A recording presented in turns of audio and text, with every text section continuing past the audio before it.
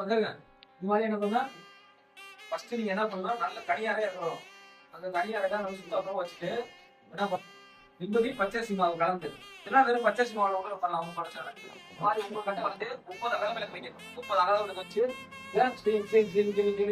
என்ன பண்ணுவோம், 9 கட்டத்துலயும் ஒரு வெத்தலை, ஒரு வாழைப்பழம், ஒரு பாக்கு, ஒரு ஊதுபத்தி, அதே மாதிரி 9 கிலோ 9 செட்டு வச்சுட்டு இப்ப நான் சொன்னாலும் மந்திரம் முன்னாடி எழுதி போட்டோம்ல, அந்த மந்திரத்தை படிக்கணும். அந்த மந்திரத்தை என்ன பண்ணணும், ஒரு மணி நேரம் படிக்கணும். டைம் வச்சுங்க, எண்ணிக்கை வேணாம். 1 hour 1 மணி நேரம் இந்த மந்திரத்தை என்ன பண்ணோம், மல்லிகைப்பூ பூந்தி, மல்லிகைப்பூ வச்சுங்க, பூந்தி இல்லைன்னா 2. பூந்தி ரொம்ப சிறப்பு சரிங்களா. மல்லிகைப்பூ நல்ல வாசமான பூந்தி வச்சு கதவை அடைச்சிட்டு நீங்க மட்டும் தனிச்சிருக்கணும். எங்களால தனி ரூம் இல்ல, தனி பூஜை ரூம் இல்ல, எங்களால சிரமமா இருக்குன்னா எப்படியாச்சும் ஒரு ஆப்பிலையோ இல்லைன்னா தனி ரூம்லயோ இல்லை மாடியிலையோ தனிச்சு பண்ணணும். என்ன பண்ணணும், தனிச்சு பூஜை பண்ணணும்.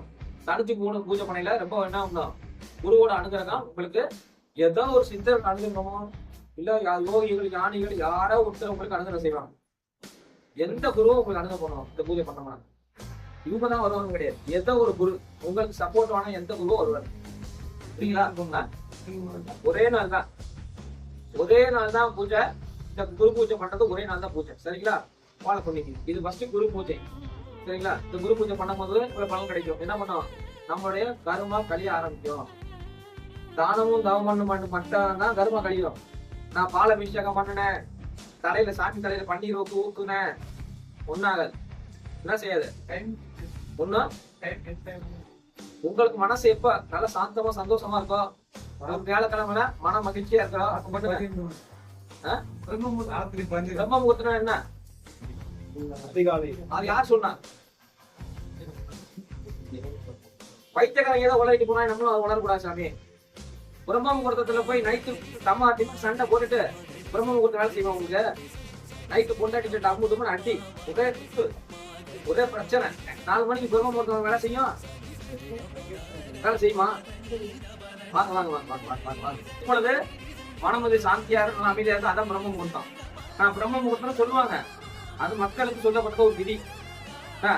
இந்த 4 மணிக்கு தூங்கி ஆன்மாக்கெல்லாம் எழுந்திருக்குது, தூங்கி பிறப்படுதுன்னு சொல்லி சொல்றாங்க. 4 மணிக்கு பெரிய ஏழை விடிஞ்சா ஏன்டா விடியுதுன்னு நினைக்கிற மக்கள் எத்தனை பேர் இருக்காங்க. ஏன்டா இன்னைக்கு பொழுது விடியுது, பிரம்ம வேலை செய்வோம் பிரம்ம முகூர்த்தம். ஐயோ இந்த கருமம் ஏன்டா விடியுதுன்னு தோணுமா?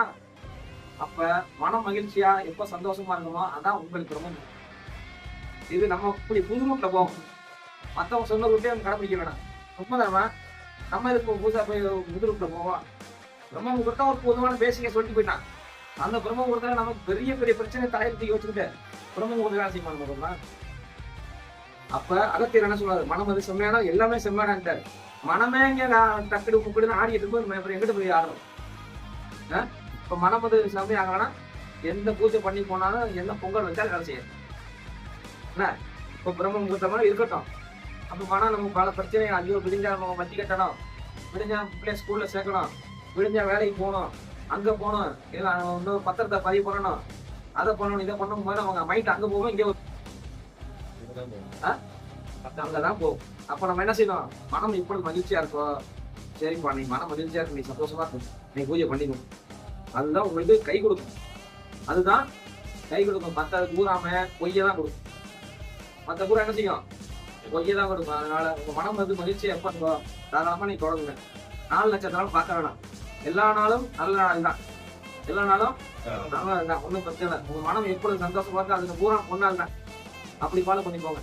மனமே பிரதானம், மனமே மிகப்பெரிய கரு. இது மனமே மிகப்பெரிய கரு. ஆமா, அதனால மனது இப்படி மகிழ்ச்சியா இருக்கு காரணமே பிரம்ம முகூர்த்தமா செய்யுங்க. தப்பு.